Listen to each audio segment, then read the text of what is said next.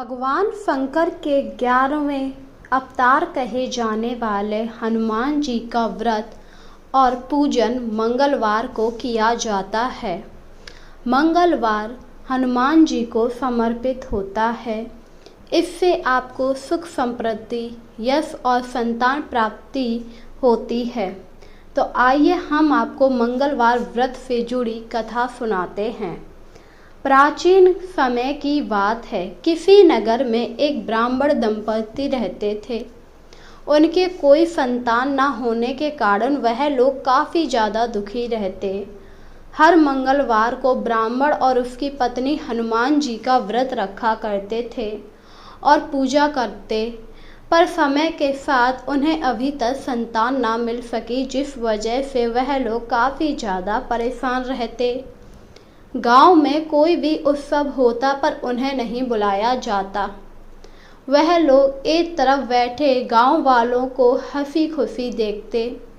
एक बार ब्राह्मण की पत्नी ने कहा, क्या हम लोग कभी भी गांव में शामिल नहीं हो पाएंगे? बांझ होने की वजह से गांव की औरतें मुझे ताना मारती हैं। वहीं गांव वाले भी हमें किसी उत्सव में नहीं बुलाते।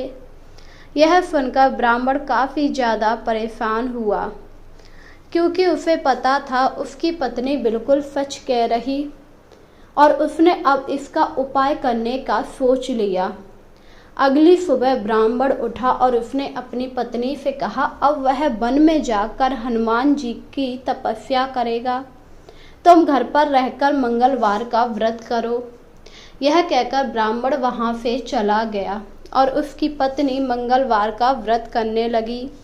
एक बार व्रत के दिन ब्राह्मणी ने भोजन नहीं बना पाया और ना ही हनुमान जी को भोजन लगा पाई।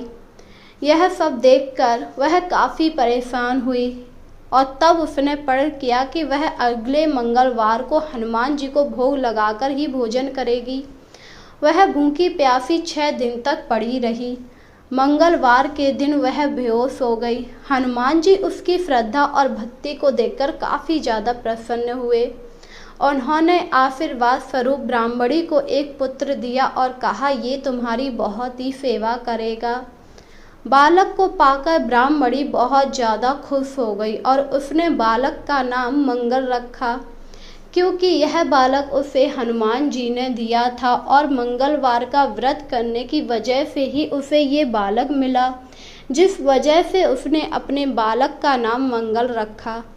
वहीं कुछ समय उपरांत जब ब्राह्मण घर आया तो बालक को देख वह काफ़ी हैरान हुआ, क्योंकि जब वह गया था तब तो उनके घर पर कोई भी संतान नहीं थी।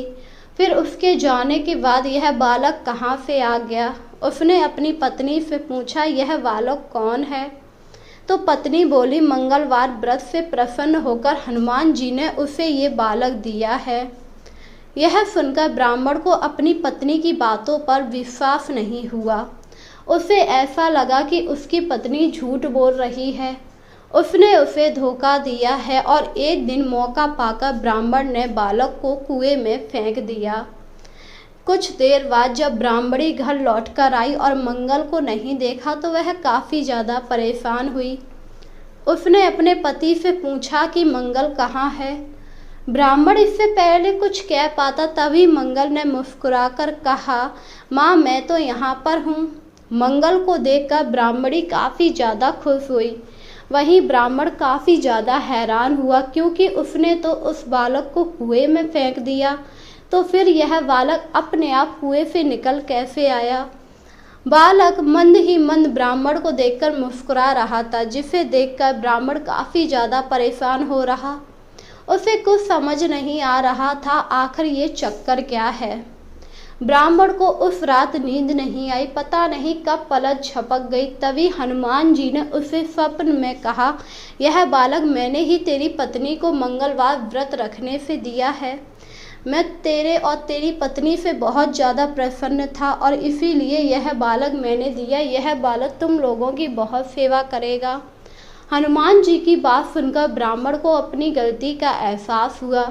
अगली सुबह ही उसने अपनी पत्नी और बालक से माफ़ी मांगी और अब वह अपने बालक को बहुत अधिक प्रेम करने लगा। जिसके बाद से ब्राह्मण दंपति नियमित रूप से मंगलवार व्रत रखने लगे।